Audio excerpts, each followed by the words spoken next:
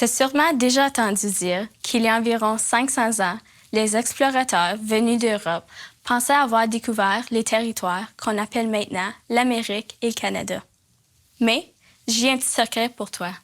Il y avait déjà plein de gens qui habitaient ici. Au moment où les premiers Européens arrivent, les peuples autochtones sont là depuis des milliers d'années. Ils forment différents groupes qu'on appelle des nations.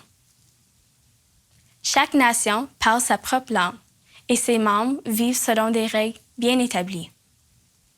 Les Autochtones ont aussi leur façon à eux d'expliquer comment le monde a été créé, ce qui se passe après la mort ou encore leur place dans la nature.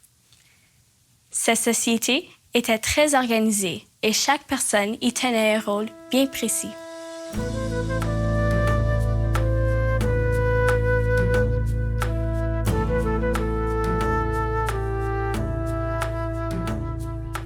Quand tu passes du temps avec tes grands-parents, est-ce qu'ils t'enseignent beaucoup de choses? Moi, oui. Ma grand-mère adore partager ses connaissances avec moi. C'est elle qui m'a appris les coutumes et les traditions de mon peuple. Elle m'a aussi montré comment cueillir des petits fruits et comment cuisiner le poisson. Aujourd'hui, la plupart des enfants autochtones apprennent beaucoup de choses à l'école. Mais, dans l'ancien temps, ce sont leurs parents et leurs grands-parents qui leur enseignaient tout ce qu'ils devaient savoir. Ils leur montraient comment faire différentes choses comme respecter les autres. Nous, on n'apprenait pas en s'asseyant sur les tables, sur les chaises, à table, en écrivant des choses qu'on nous dit à écrire. C'est pas comme ça qu'on apprenait des choses. On apprenait beaucoup en suivant nos parents jeunes, en observant, en faisant les choses, en essayant de faire les choses avec l'enseignement de nos parents et dans la famille pour tisser ces liens avec ma famille proche. Yeah. I grew up around a lot of elders as a child, and they were the wisdom holders. They guided the families. They were respected for their wisdom and for their guidance. But before my time, the elders were considered the knowledge holders, and they were looked up to. They taught the younger people how to survive, how to respect one another, how to take care of the family, and how to respect the environment and the wildlife that gave us food, heat, and survival skills. Imagine un peu si tu vivais à une époque où les magasins et l'Internet n'existaient pas. Pour te nourrir, il faudrait que tes parents chassent, pêchent, plantent leurs légumes ou cueillent des fruits. Et pour t'habiller, faudrait qu'ils fabriquent tes vêtements. Eh bien, c'est exactement ce que faisaient les Premières Nations et les Inuits. Ils produisaient ou récoltaient eux-mêmes ce dont ils avaient besoin grâce à tout ce que la nature leur offrait. Hommes et femmes, chacun avait sa spécialité. Quant aux enfants, ils participaient aussi. Pour survivre dans l'Arctique, il fallait que l'homme et la femme Inuk vivent leur vie de partenariat. C'était une vie de complémentarité, en effet.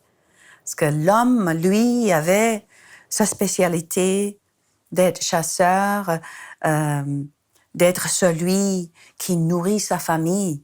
Lui, il avait beaucoup de discipline, il avait beaucoup de connaissances sur l'environnement, la terre, les animaux, les vents et les viens des animaux, quand il part, quand il revient, les sortes d'animaux, les oies, le poisson.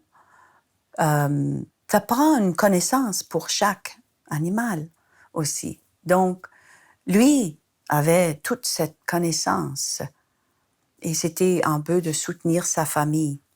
La femme, elle, c'était beaucoup on élève les enfants, on fait la couture. C'était vraiment d'excellentes couturières. Elles pourraient regarder juste votre taille, puis faire un patron juste en te regardant et faire les bonnes mesures d'un vêtement d'hiver pour vous. Donc, c'est eux qui étaient les porteurs de la culture aussi, la langue. Ils avaient leur propre langue, comme aussi les hommes avaient leur langue aussi. Donc, chacun avait leur spécialité, puis en complément, dans une unité de famille, ils sont capables de survivre dans l'Arctique. Je suis certaine que tu connais des femmes qui ont un rôle important dans la société. Parce qu'aujourd'hui, au Canada et en Europe, autant des hommes que des femmes peuvent prendre des décisions pour leur famille et leur communauté. Mais, il n'y a pas si longtemps, c'était pas le cas. En Europe, ce sont surtout les hommes qui avaient le pouvoir de décider. Les femmes n'avaient pas vraiment le droit de donner leur opinion. Chez les Premières Nations, c'était bien différent. On écoutait les femmes, même qu'elles prenaient les décisions importantes pour toute la communauté. Dans chacune des confédérations, chacun des villages qui formaient la confédération, les femmes avaient un rôle important à jouer dans la nomination des chefs. Puis également pour destituer un chef. Si jamais un chef ne faisait pas vraiment son travail, les mères de clan avaient un rôle important pour la destitution des chefs. Donc, il y avait cette façon de travailler ensemble qui était beaucoup plus inclusive, si on peut dire. Ça, pour moi, ma grand-mère, c'est la personne de notre famille que, même des fois, c'est silencieuse, ou des fois que elle fait la dernière décision. Et sans ça, sans son conseil et sans son OK, c'est pas là. Tu dois aussi savoir que les premiers peuples ont beaucoup de croyances. Ces croyances influencent beaucoup leur façon de vivre et d'agir avec les autres. Pour eux, il est très important de respecter les esprits, par exemple en participant à des cérémonies. Dans ta famille, y a-t-il aussi des cérémonies? Pense à quand un enfant vient au monde ou quand quelqu'un meurt. Chez les Inuits, c'est le chef spirituel qu'on appelle Anarkuk qui dirigeait les membres de la communauté.